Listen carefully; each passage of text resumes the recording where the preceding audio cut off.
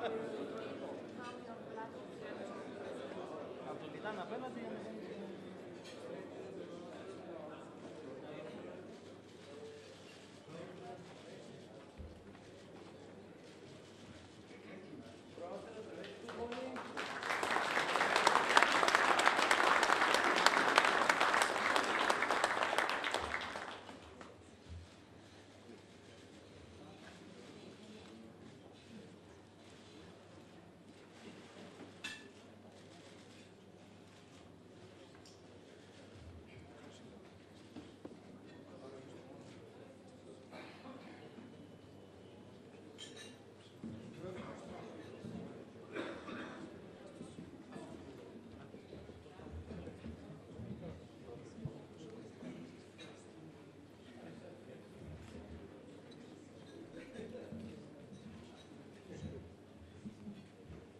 Добър ден на всички.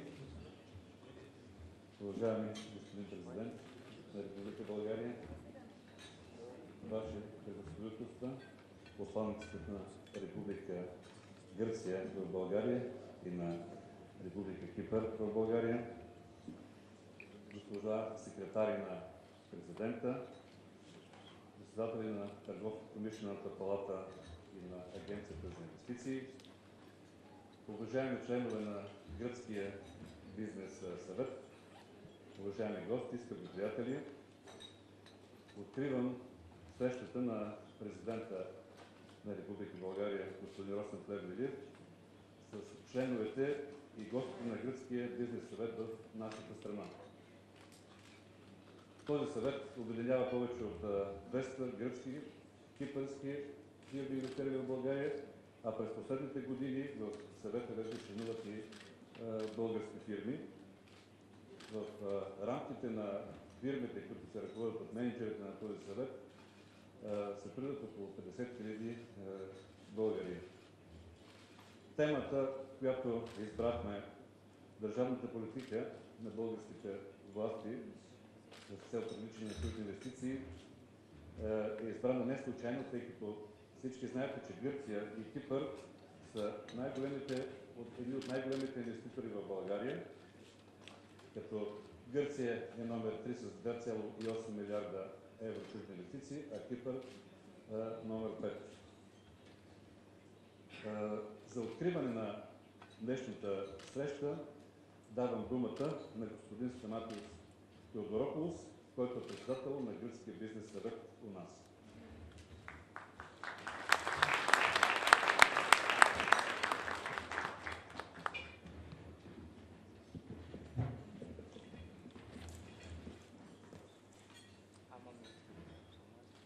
Εξοχότατε κύριε Πρόεδρε της Δημοκρατίας στη Βουλγαρία. Εξοχότατε κύριε Πρέσβης της Ελλάδας και της Κύπρου στη Βουλγαρία. Αγαπητοί συμπατριώτες, φίλες και φίλοι, καλημέρα σας.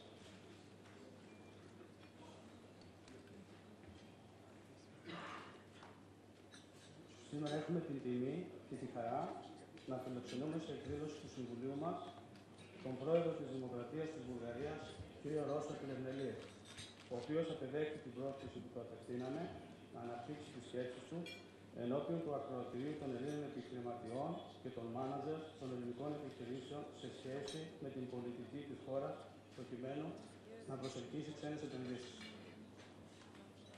Είναι πραγματικά τιμή μας να φιλοξενούμε τον πρώτο πολίτη της χώρας της Βουλγαρίας στη σημερινή εκδήλωση του Ελληνικού Επιχειρηματικού Συμβουλίου. Ο Πρόεδρος, στο παρελθόν, έχει αγωνιστεί με ιδιαίτερη επιτυχία στον επιχειρηματικό στίβο ως επικεφαλής του management κατασκευαστικών εταιριών που διεκπεραίωσαν σημαντικά έργα στη χώρα.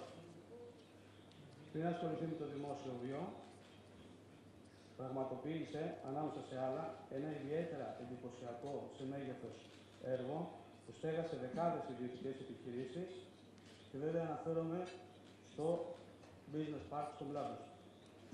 Το έργο αυτό βελτίωσε κατά πολύ το διεθνές επιχειρηματικό προφίλ της πρωτεύουσας, συνέβαλε αποφασιστικά στην προσέλκυση ξένων επενδύσεων και αποτελεί ακόμα το μεγαλύτερο ιδιωτικό κατασκευαστικό έργο στη Βουλγαρία και ένα από τα μεγαλύτερα στα Βαλκάνια.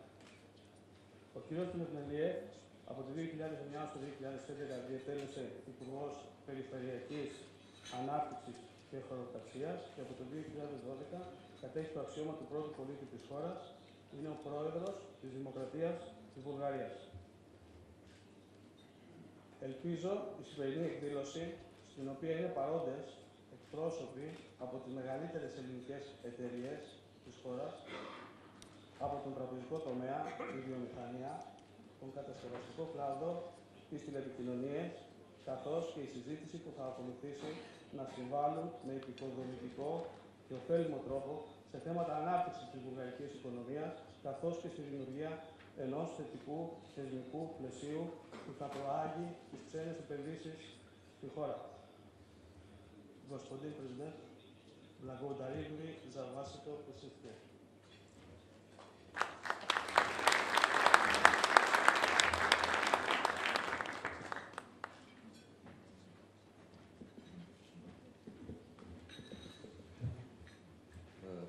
Сега ще имаме честта да получим поздравление към участниците в срещата от посланника на Република Гърция в България, господин Красивос Стаматополос, който от месец януари изпълнява тази функция.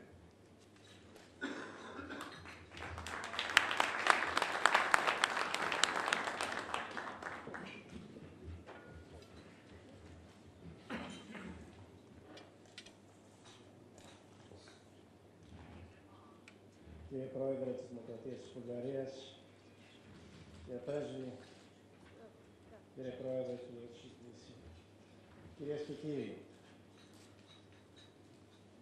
ο Πρόεδρος Πλευμενίεφ έχει δώσει μείζωνα δείγματα άμεσης εμπλοκής στα κέρια ζητήματα της χώρας και ως εκ τούτου, από τη νέα του θέση, και ως εκ τούτου δεν εκπλήσει καθόλου το γεγονός ότι συνεχίζει να επιδεικνύει αμύωτο ενδιαφέρον για το θέμα της προσέλκυσης ξένων επενδύσεων στη Βουλγαρία και από τη νέα του θέση. Άλλωστε, ο Πρόεδρος τόνισε τη σημασία των επενδύσεων και στην πρόσφατη ομιλία του στο Κοινοβούλιο της χώρας. Είναι πολύ θετικό ότι συμμετέχει ενεργά σε συζητήσεις όπως η σημερινή, που του δίνεται η ευκαιρία να ακούσει τις απόψεις, τις προτάσεις και τις εισηγήσεις του Hellenic Business Council. Η χαμηλή φορολογία και οι ταχείες διαδικασίες για την ίδρυση εταιρείας στη Βουλγαρία συνιστούν ελκυστικά στοιχεία για τους ξένους επενδυτές, αλλά υπάρχουν φυσικά πάντα περιθώρια για περαιτέρω βελτίωση του επιχειρηματικού κλίματος. Στο πλαίσιο αυτό, με ιδιαίτερο ενδιαφέρον αναμένεται η ολοκλήρωση σχετικών πρωτοβουλειών της κυβερνήσεως, όπως η κατάθεση του νόμου για τις συμπράξεις του δημοσίου και ιδιωτικού τομέα και η οριστικοποίηση των συζητούμενων τροποποιήσεων στον επενδυτικό νόμο. Σε ό,τι αφορά ειδικά τον επενδυτικό νόμο, είναι θετικό ότι ο κ. Πρόεδρος έχει αναφερθεί στην αναγκαιότητα επανεξέτασης των επενδυτικών κινήτρων, ώστε να γίνουν ακόμη πιο ελκυστικά και στην εισαγωγή θεσμών όπως η υπηρεσία μίας στάσης, το λεγόμενο one-stop shop. Σε κάθε περίπτωση, οι όποιες πρωτοβουλίες στόχο πρέπει να έχουν το περιορισμό της γραφειοκρατίας, την επίτευξη μεγαλύτερης ευελιξίας, όπως παραδείγματος χάρη στις μορφές συνεργασίας δημοσίου και ιδιωτικού τομέα, και στην απλοποίηση των διαδικασιών για όσους επιθυμούν να επενδύσουν στη Βουλγαρία ή ήδη βρίσκονται στη χώρα ως επενδυτές, και να διασφαλίζονται οι ίδιες συνθήκες για όσους δραστηριοποιούνται επιχειρηματικά, αυτό που στα αγγλικά λέγεται a level playing field. Στο πλαίσιο αυτό θεωρούμε δεδομένο ότι ο κύριος Πρόεδρος θα εισφέρει τα μέγιστα στη διαρκή προσπάθεια για βελτίωση του επενδυτικού κλίματος στη Βουλγαρία, αφουγκραζόμενος στις προτάσεις των ίδιων των επενδυτών, όπως εμπροκειμένου του Ελληνικού Επιχειρηματικού Συμβουλίου, που ανέλαβε την πρωτοβουλία για τη σημερινή ιδιαιτέρως γόνιμη και ενδιαφέρουσα εκδήλωση. Κύριε Πρόεδρε, είναι πάντα μεγάλη τιμή να είμαστε κοντά σας. Προσβλέπουμε στην επίσκεψη την οποία θα κάνετε σε σχετικά σύντομο χρονικό διάστημα στην Ελλάδα, και αυτή τη στιγμή προσβλέπουμε με πολύ χαρά να ακούσουμε την ομιλία σας. Ευχαριστώ πολύ.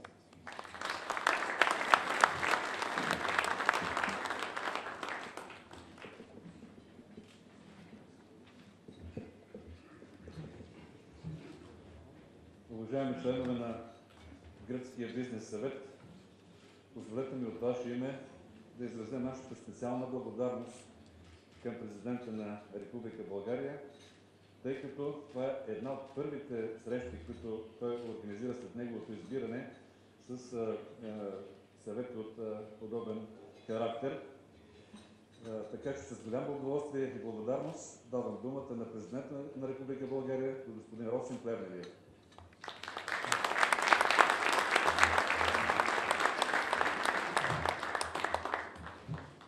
Уважаеми господин посланник, уважаеми господин председател на Българо-гръцката камара, уважаеми господин Герджиков, уважаеми дами и господа, скъпи приятели, отношенията между България и Гърция са не просто отлични, те са много специални. Не просто защото милиони българи и гърци се веселят, ходят си на гости, карат ски, ходят на море. Те просто са заедно. Но и защото за мен, като държавен глава, както и за българските институции, нашето партньорство е стратегическо. И именно за това моето първо посещение в европейския мащаб беше в Брюксел, но моето първо посещение в региона ще бъде в Атина и аз благодаря за подкрепата и на негово превъзходителство посланникът. За нас това е ясен знак, че ние заедно в региона правим важни неща и заедно отваряме нови перспективи. Това, че тези отношения са много специални и лично за мен, аз ще ви разкажа една лична история, която не съм разказвал нито друг. Преди 10 години, когато бях управител на една голяма немска инвестиция, аз седях сред бронищата и строителните отпадъци на крайните квартали на Младост 4. С идеята, че ще строим нов център за правене на бизнес в България. А защо не е в региона? Тогава много малко хора повярваха. Вие бяхте един от първите. Заедно с вас ние успяхме да създадем едно уникално място за правене на бизнес в България и в региона. И така, както преди 10 години започнах с концепция там, около боклуците на крайния квартал, преди една седмица бях в бизнес парка, за да видя как там десетки хиляди работни места, българи, които са получили своето образование на световно ниво, компании от 27 държави, включително и много гръцки компании, работят успешно. За мен това беше доказателство, че за 10 години моята лична история показва как ние можем драматично да променяме нещата. Когато имаме правилна концепция, когато сме търпеливи, когато сме постоянни и когато имаме ясен модел и добри бизнес практики, които да ни помагат, за да вървим напред. Този успех сега се пожелавам в национален мащаб. За него искам да работя. 10 години са достатъчно много време, за да обърнем много неща в една държава, за да създадем качествена нова среда за хората и за бизнеса. И това е смисъла на България 2020. Затова работим денонощно в президентството, заедно с вас. Бизнеса, работодателските организации, много неправителствени организации. България ще има своята дългосрочна концепция и тя ще бъде базирана на много по-ефективни, бих казал, висш пилотаж и в икономическата област. Защото за мен, като министър на регионалното развитие, инфраструктурата беше приоритет. Сега новата икономическа и индустриална политика на България е приоритет. С помощта на европейската фискална рамка и европейската солидарност, не с помощта на всички вас, ние днес дефинираме новите дългосрочни цели, които България се поставя в областта на икономиката, в областта на обществения живот. За да бъдете сигурни, че България е добро място за правене на бизнес, те ще бъдат направени заедно с вас и приоритетите ще бъдат публично доказани, решени във ваше присъствие. Защото държавата търси максималната прозрачност, за да може вие да планирате добре. България 2020 не е просто само една програма, в която ние ще насочим огромен инвестиционен ресурс. Със сигурност само еврофондовете ще бъдат около 13 милиарда евро, включително и земеделската програма, но и държавният ресурс в следващите 10 години целенасочено ще бъде планиран и фокусиран върху постигането на определени приоритети, независимо дали става въпрос с държавни инвестиционни заеми, с държавния бюджет или с парите на Европейската фискална рамка 2014-2020. България ще приоритизира и България ще полага целенасочени усилия. Какво е важно? Аз изхождам от съображението, че България отдавна вече е приоритизирала своята, бих казал, базисна инфраструктура за правене на бизнес, включително базисна инфраструктура като такава, магистрали, пречиствателни станции, ЖП линии, но и считам, че е дошъл момента, в който ние трябва да вървим напред с по-ефективни форми. Там, където има магистрали, трябва да има индустриални зони. Там, където има индустриални зони, трябва да има фабрики. Но не е просто само една фабрика тук и една фабрика там, а клъстери. България ще адресира и ще позиционира индустриални клъстери на своята територия. Това планираме и това е нашата основна цел. Русе и Пловдив могат да бъдат центрове на клъстера земеделие във всичките му форми. Пловдив и Стара Загора могат да бъдат центрове на клъстера логистика във всичките му форми. Там имаме 2 летища, там имаме пристанища наблизо, имаме магистрали, които са на 3 европейски коридора.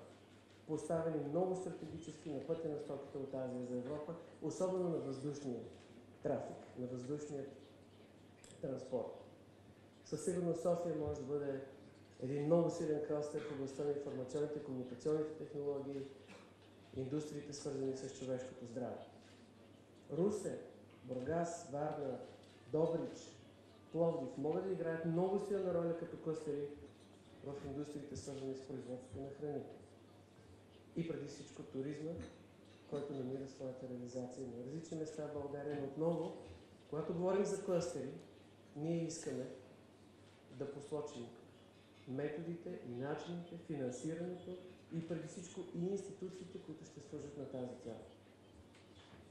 България в следващите седмици планира и следващата стъпка на своята административна реформа. Основната цел, която ние си поставяме, е да бъдем по-ефективни в подкрепа на бизнес. Когато говорим за клъстер земеделие, е редно българските агенции, които са свързани с земеделието, да не седат комфортно в София, а да бъдат преместени близо там, където са индустриите, където са фабриките, където са потребителите, където са клиентите.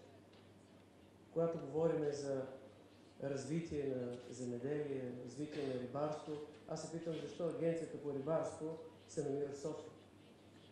Не е екологично място в Бургас или в Варна. Когато говорим за туризъм, също мисля, че е правилно държавата да изнесе в регионите, там където са клъстерите и услугите. Тоест, това, което ви гарантира, е, че българската държавност работи по национален план за позициониране и развиване на кластери, включително и чрез изнасяне на държавните институции там, където са центровете на тези кластери. Близо до пазарите, близо до услугите, за да търсим по-добра конкурентоспособност, за да търсим по-голяма ефективност, по-голям коефициент на полезно действие, за да търсим балансирано регионално развитие. И преди всичко за да дадем шанс на България да бъде едно добро място за правене на бизнес, не само София, а страната като цяло. В рамките на тези усилия за подкрепа на стратегически направления за българската индустрия и това, което аз наричам нова индустриална политика, ще насочваме държавния ресурс. Целенасочени усилия, не просто само да правим инфраструктура и не просто само да правиме преместване на държавни институции. Това, което ще видите, е системни усилия на държавата да строи адекватна инфраструктура, да предоставя добри услуги близо до фабрики, близо до кластери. Категорично сме решени и това е голямата цел и на България 2020. Не просто само да инвестираме милиарди, да ги инвестираме по възможно най-правилния начин.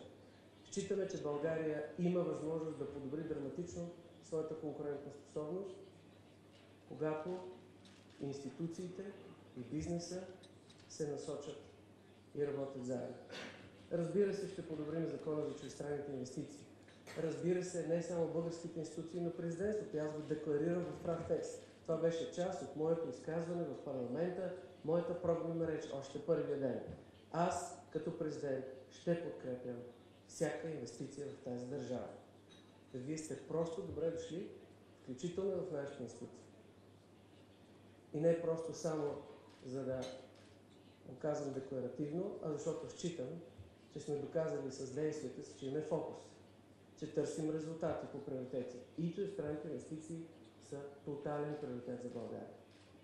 България беше европейски и световен шампион. Тя успя за 10 години да привлече над 36 милиарда евро чуждестранни инвестиции. Този успех може да бъде надграден. В трудни времена, в нова среда, с нова концепция. И тази концепция вече не предполага лесните пари, които просто се изливаха в Европа и по света, бих казал, по един креативен начин. Тя ги няма. Следователно трябва да се потруди много за истинските пари, за истинските инвестиции, за тези, които няма нищо лошо, търсят добра печалба, изискват много от държавата, от институциите, но и истинските пари, истинските инвестиции са тези, които създават истинските работни места, които докарват ново ноу-хау в държавите и които предполагат дългосрочно устойчиво икономическо развитие. Това е изключителна цел и на президентската институция, затова работим по промяна в закона за инвестициите, затова искаме дългосрочното приоритизиране в България да бъде прозрачно за бизнеса, затова искаме и да не криеме, когато има проблеми. И аз отново апелирам, има ли проблемни казуси, добре сте дошли в президентската институция, защото по начина, по който ние режеме лентичките, със сигурност показваме активност, но по начина, по който решаваме проблемните казуси, показваме ангажираност.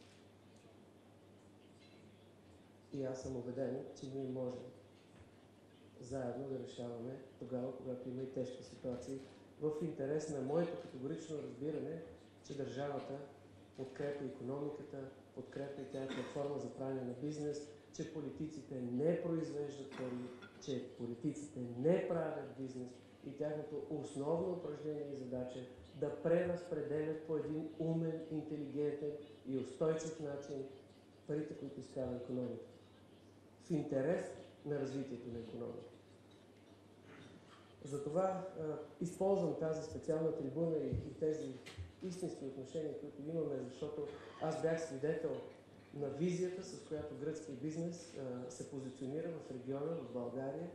Аз бях свидетел на толкова много добри проекти, които се случиха пред очите ми с ваша подкрепа и съм абсолютно убеден, че от тук нататък България трябва да е всичко от себе си, за да може вашия бизнес да процъфтява, да се развива, да постигне нови нива и разбира се, от тук вече да търсим заедно и по-големия пазар. Истината е, че света се променя много бързо. Истината е, че Европа е вече само едни малки 7% от този глобален свят и само заедно ние можем да дадем максимален смисъл на тези 7%. Моето разбиране като президент е, че моята държава никога не е успявала, когато е била изолирана. И единственият шанс тя да успее е когато се интегрира в региона, в Европа, като едно добро място за правене на бизнес, една държава на добре образовани, приветливи и гостоприемни хора, в която имате солидарност, имате спокойствие и получавате перспектива. България 2020 ще вържи всичко в един пакет. Включително, когато говорим за клъстери, ние ще настроим и образованието в България така, че то да произвежда адекватни кадри на тези кластери. Не може ние да имаме такива добри перспективи в земеделието. Нашите министър-председатели, нашите министри да ходят в Катар, да ходят в Саудитска Арабия, да ходят в държавата Израел и навсякъде да казват колкото произведете земеделска продукция, месо, ние ще го купим. и ние, разбира се, да не реагираме много бързо и адекватно. Тоест, повече агрономи, повече инженери, повече хора, които могат да обслужват реалния бизнес, реалните фабрики, реалните инвестиции. Това ще бъде вързано и през Националната програма за енергийна ефективност.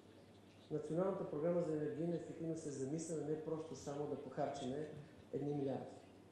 Националната програма за енергийна ефективност е замислена за да увеличи богатството на българите и да преоборудват технологично фабриките в България. Когато давате милиарди за енергийна ефективност на малки и средни предприятия, те просто могат да се купят нови машини. И разбира се, тези машини ще бъдат енергийно ефективни. Това ще се случи.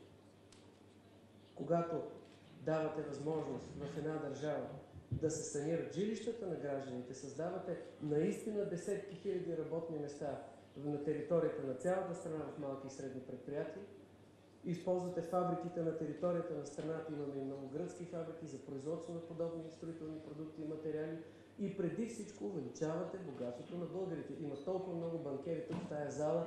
Вие знаете, че 92% от богатството на българите е в недвижими имоти. Ние сме световни рекордьори. В България има 3,1 милиона семейства и те притежават 3,4 милиона жилища. Ако ние чрез Националната програма за саниране успеем да стартираме мащабна програма за саниране на жилищата, ефекта не е win-win. Той е win поне 10 пъти. Той е win за всички по веригата. Защото когато санираме панелките, цената им ще скочи поне с 100 евро на квадратен метър. Умножено по 62 квадратни метра средно една панелка, умножено по 770 хиляди панелки. И само с една програма, в която ние наливаме 1,5 милиарда евро, ние увеличаваме богатството на българите с 15 милиарда евро. Къде го имате? На то отгоре преоборудваме тотално нашите градове. Те стават по-красиви, по-приятни. И разбира се, българите започват да стават други хора. Не затворени зад вратите на панелките, а това, което ние направихме с пилотния проект, бяхме сигурни, се и получи. Там, където имаме санирани сгради, имаме нова култура на хора. Те стават добри съседи, те си купаят градинките отпред, те си боядисват пейките отпред и нещата започват да стават по един съвсем различен начин. Но е win и за индустрията, защото наистина ще създадем десетки хиляди работни места, защото ще извадим на едно ново технологично ниво българската индустрия, именно с програмата за енергийна ефективност, но е win дори и за всички българи, а не просто само когато налеете 10 милиарда евро в един проект, от който най-вероятно българите да изгубят, да спечелят една група търговци на ток. И тук българското правителство и България показва много ясна визия и характер, че ние имаме дългосрочен план. България с своята наистина стратегия 2020 ще отговори на много от вашите въпроси. Със сигурност и днес ще има много въпроси. Това, което исках да постигна с тези някои думи, които споделих с вас, не беше просто да ви кажа някакви стандартни цифри, които със сигурност вие много добре познавате. Вие знаете какви са условията, които държавата предоставя със Закона за инвестиции. Вие знаете какво предстои. Вие сте инсайдери, вие сте хора, които сте крема на крем. Отдавна сте тук, знаете много добре какво се е случило, знаете много добре къде ще насочите усилията. От тази гледна точка по-скоро за мен беше важно да ви покажа, че имаме и визия, че работим по нея, че тя ще бъде изкована от всички нас заедно и че България е много фокусирана и че България има дългосрочен план и България търси своите конкурентни предимства в региона и в Европа. Със сигурност виждаме такива в информационните и комуникационни технологии, в индустриите, свързани с човешкото здраве, в производството на храни, в някои традиционни важни за България индустрии, като земеделие, химическа промишленост, добивна промишленост, машиностроене И със сигурност може да очаквате, че ние ще полагаме целенасочени усилия, за да може да има добрия баланс между традиционните индустрии, индустриите с висока добавена стойност и индустриите на бъдещето. Те заедно в един пакет с едно национално усилие да бъдем по-ефективни, да бъдем по-конкурентоспособни и да бъдем позиционирани по-добре на пътя на стоките, услугите, на капиталите в този толкова динамично променящ се свят. За целта ни трябват стратегически приятели и партньори. Такива сте вие, такива със сигурност и ще продължавате да бъдете, защото ние се интегрираме със всеки ден все повече и повече. Такава е насоката и на моята работа като президент. България е доказала, че е отворена, че е гостоприемна. Този път се е амбицирала за да покаже, че има и дългосрочен план за развитие. Благодаря ви още веднъж. Оставам със сигурност на разположение за всички въпроси.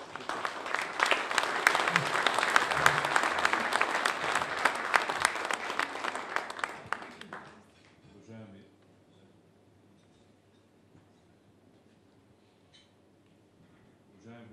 колеги,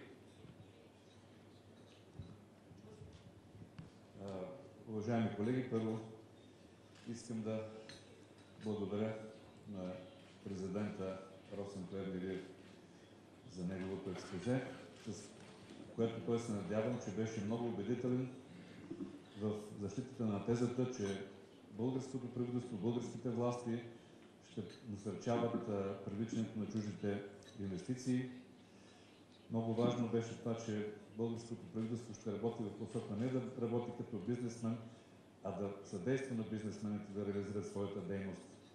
Много важно беше също така, че той очерта областите, в които могат да се реализират чуждите инвестиции в нашата страна.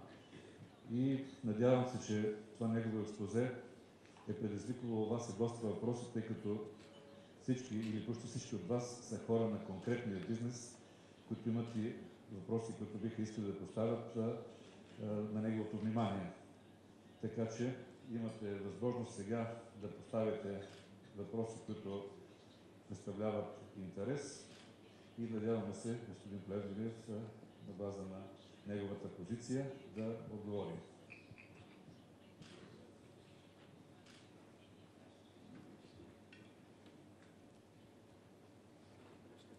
Заповядайте, господин Ламров, представител на Терна.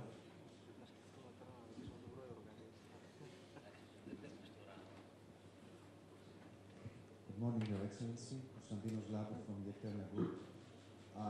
Recently, in one of your interviews in a Greek TV show, you said that there are more to do with competitiveness than just the hike of the wages, because of the conversation back in Greece. And you used your own country as a very successful example. But the question still stands, what the country, and especially Bulgaria, must do in order to increase its competitiveness in the Balkans, but in the European Union as well, and in order to attract foreign investments.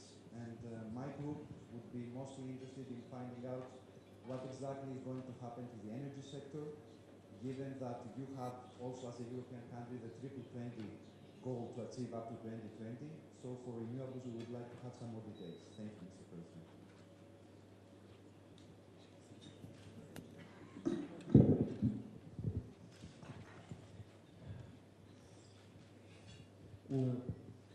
Английски ли да отговарям?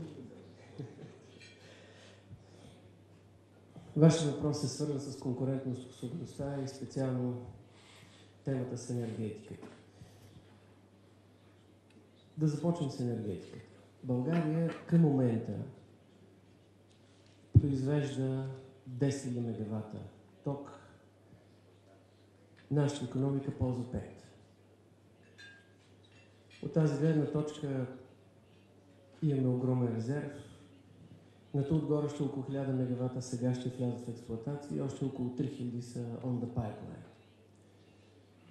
Когато вие произвеждате 14 000 мегавата ток, а ползвате 5, между другото с идеята, че ще инвестирате в енергийна ефективност, следователно разхода ще ви падне, вие имате един огромен резерв.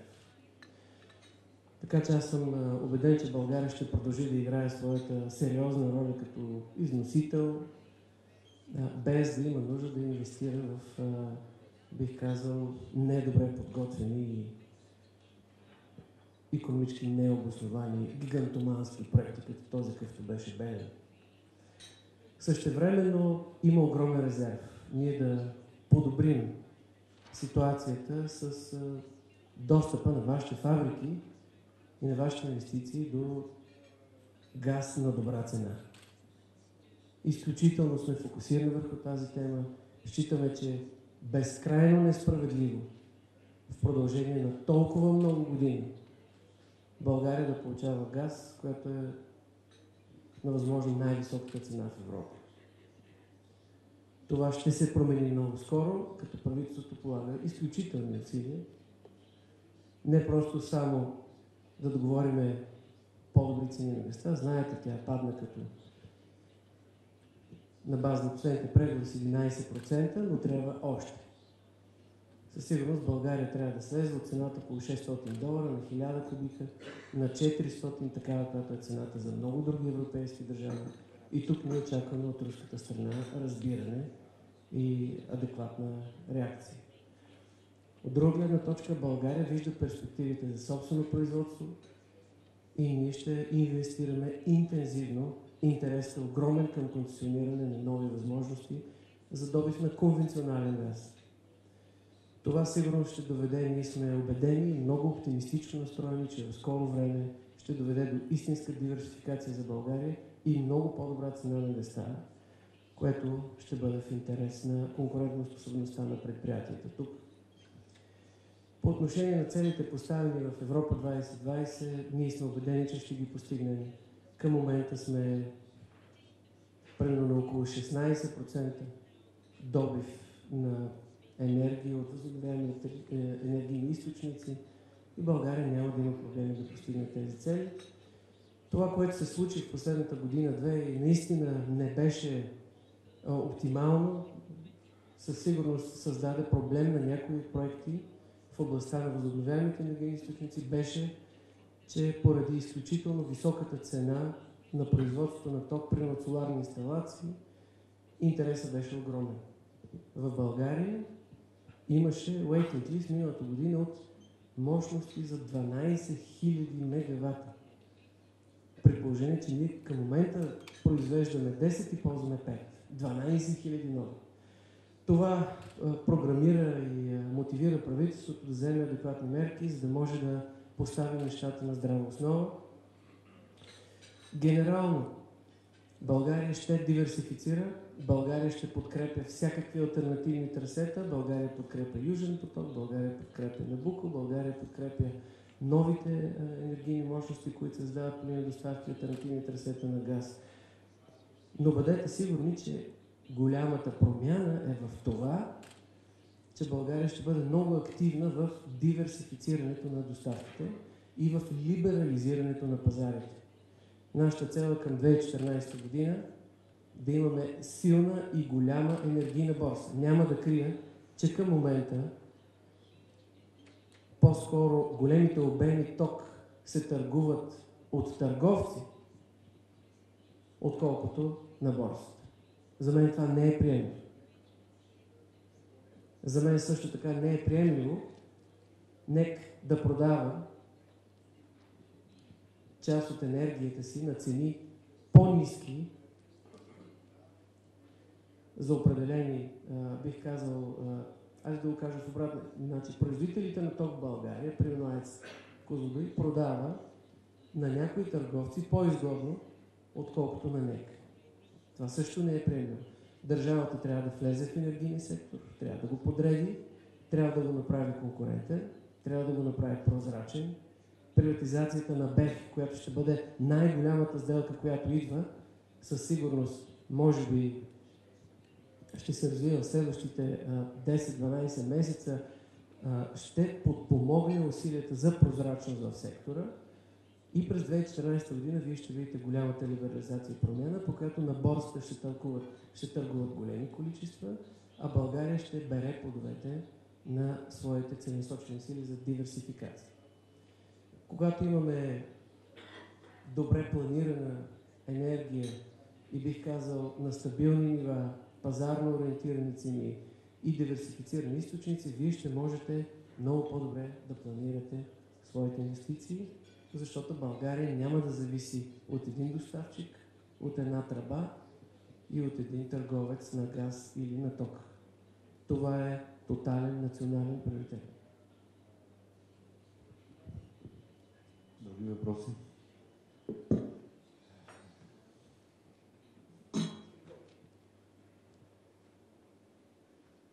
Йорга Селунски.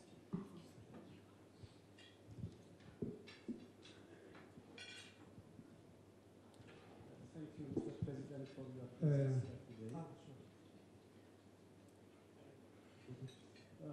I would like to make an intervention in this regard regarding energy matters and gas supplies.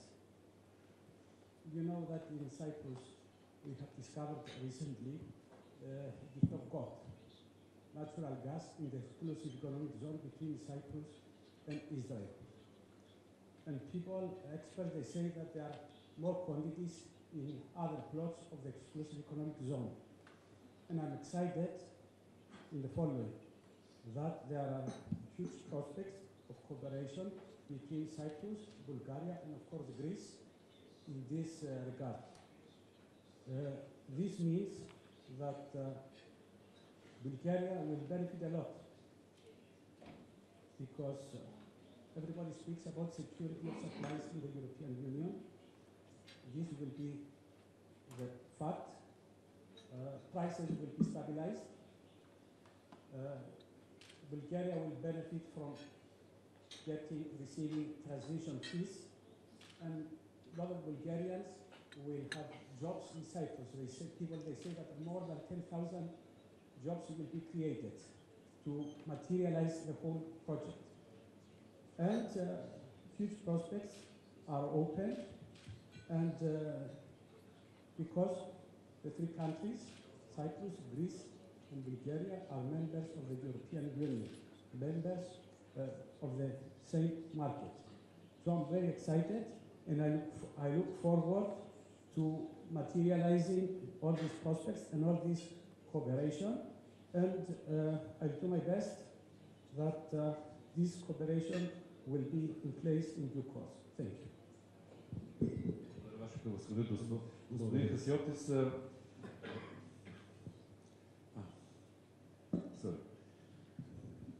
Просто само да благодаря за тези толкова добри думи, които казахте, и да гарантирам нашата пълна подкрепа и огромна заинтересуваност да дадем всичко от себе си в подкрепа на този проект и бъдещите перспективи за транзитиране на газ от на новото находище в зоната на Кипър и Израел към Европа. Пълна, тотална подкрепа от наша страна. господин Коцополос от банка Пиреус.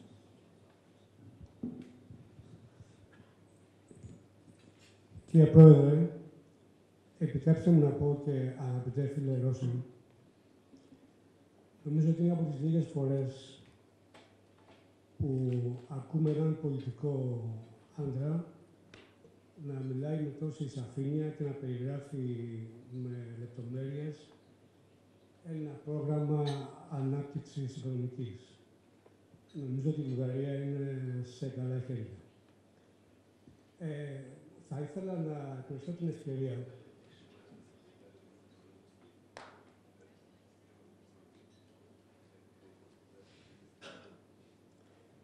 εκμεταλλεύουμε την ευκαιρία για να κάνουμε μια εντελώς συγκεκριμένη πρόταση.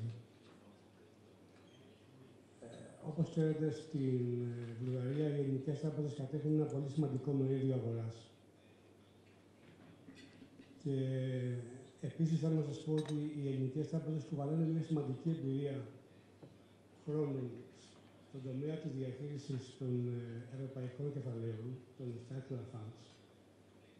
Και θα ήθελα να σας προτείνω με το κύριο σας και την εμπειρία σας, αλλά και τη θέση σας, να πιέσετε όσο μπορείτε να αποφασιστεί επιτέλους η διαχείριση των ευρωπαϊκών κεφαλαίων, να ανατεθεί και στις τράπεζες γιατί πιστεύω ειλικρινά ότι αυτό θα αυξήσει πάρα πολύ σημαντικά την αποδοτικότητα των κεφαλαίων, θα βοηθήσει στην πιο αξιοκρατική αξιολόγηση των επενδυτικών προτάσεων και θα βοηθήσει σημαντικά επίσης στην ανάπτυξη των μικρομεσαίων επιχειρήσεων στην ευρωπαϊκή οικονομία. Από την πλευρά μου, σαν εκπρόσωπος της ΠΡΙΟΣ, θέλω να σας διαβεβαιώσω ότι είμαστε έτοιμοι να βοηθήσουμε σε αυτή την κατεύθυνση και πιστεύω ότι και όλες οι υπόλοιπες τράπεζες έχουν την ίδια θέληση. Ευχαριστώ πολύ.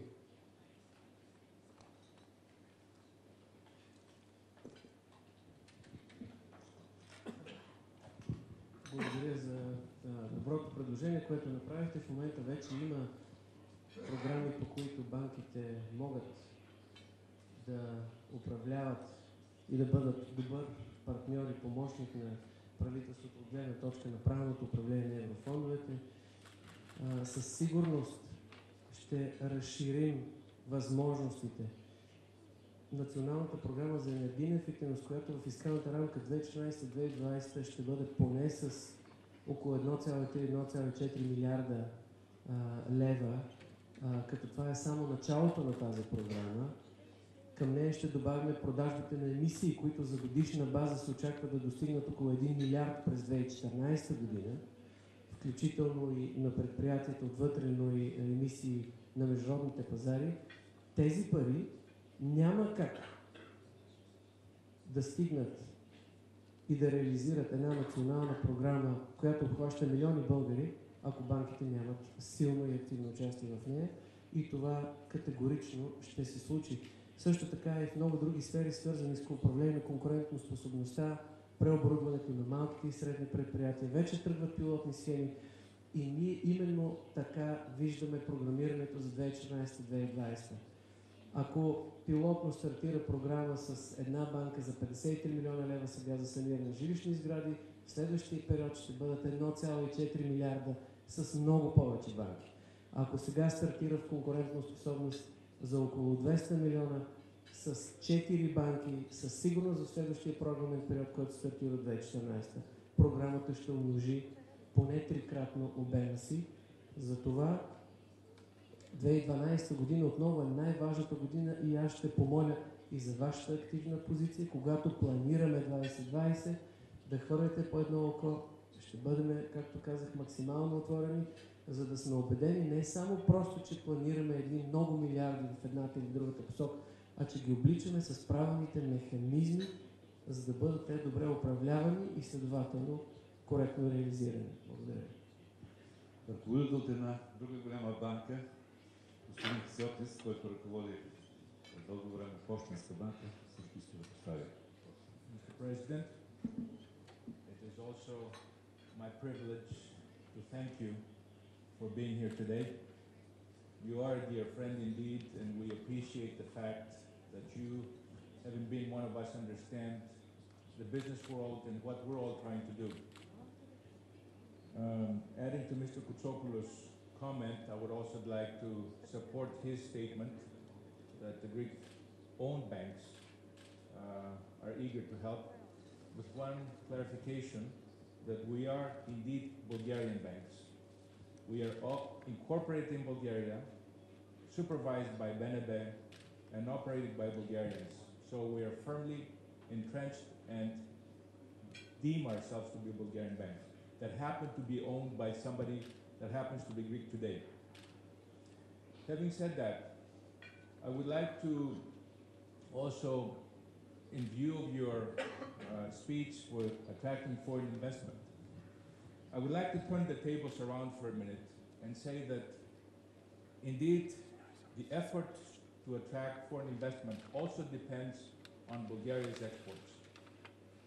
That is so because the best business ambassador for the country, for Bulgaria, are indeed the Bulgarian exports. I would like to, with your permission, tell you that Postbank, with a group of friends, we started an effort about a year ago, which finally came to fruition beginning of this year, and we made the announcement last week. We established the Bulgarian Exporters Association. This is indeed something major for all of us, I think. And in fact, Bobby, who is here, Stefano from the Bulgarian Invest Agency, is also part and also participated in this effort, because we think those two go hand in hand.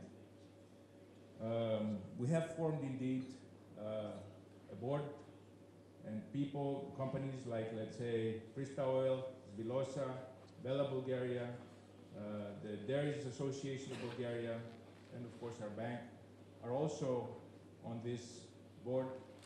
I would like to both announce this to all of you, because this is an exporters association which is not going to compete with anything local, but indeed it is something that we will try to promote and help Bulgarian companies, or anybody in fact that is doing in Bulgaria to export.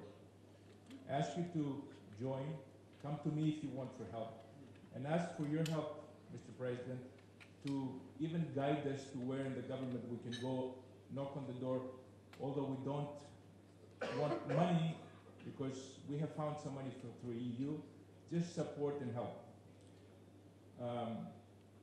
So I was wondering if, how do you see that effort, and whether you think such moves would be helpful, and what we can do further to help, because at the end of the day, Bulgaria is a small, open economy. Unfortunately, we depend to a large extent on what happens in our neighborhood, meaning Europe, and therefore we must do the best we can, obviously within our own resources, to promote ourselves and do business among ourselves. And my second question, with all due respect, is what do you think we can do to help the government, or how would you like us to act as businesses to help ourselves here in Bulgaria, notwithstanding what's happening outside of Bulgaria? Thank you very much, and thank you, Mr. President, for being here again. Благодаря. От трите двигателя на растежа на икономика, инвестиции, потребление, износ, двата са доста затруднения в момента в България, на инвестициите и потреблението, но износа е този, който подкрепя много растежа на нашата икономика. Това е новият двигател на растежа и аз съм много щастлив, че този тренд, който стартира още през 2009 година, ние имахме 40% ръст на износа. 2009, 2010, 2011 падна на 20%, но все пак 40% на годишна база, 20% през 2011 година е много, много добро постижение. И това трябва да каже на всички отговорни фактори в държавата, че износът трябва да се превърне в, бих казал, тотален приоритет, който ние да следим внимателно. За да бъдем ефективни, ние се опитваме да подобрим бизнес средата, ние подкрепяме инвестициите. Ще кажа няколко думи за тази голяма тема, свързана с въвеждането на нови правила в нашата администрация и електронното правителство. Но преди всичко искам да ви поканя да дойдете при мен в президентската институция, институцията, която вие сте учредили, и нека да помислим как да я напълним още повече съдържание и с подкрепа от държавата. Така че сте добри мои гости. Второ, износът на България, ако гледаме като цифри, трендът е много добър. Но той винаги е бил еднократно развиван. В миналото България изнасяше 92% от своята индустрия за бившия Съветски съюз. Огромен пазар, на който ние продавахме вина, цигари, селскостопанска продукция, машиностроене. 92% от нашето производство отиваше като износ в тази посока. След което обърнахме рязко и насочихме към европейския пазар, в момента 65% от българският износ се реализира в държавите от Европейската общност. Затова аз като президент помолих и зададах посоката към Министерството на икономиката и Министерството на външните работи. Има огромен потенциал в диверсифицирането на пазарите, връщането обратно на България на тези стари добри пазари, като бившите на Съветския съюз, като Япония, като Южна Корея, където България има много добра репутация и име. Арабските държави, където ние, искам да ви кажа, че когато се срещаме с различни делегации.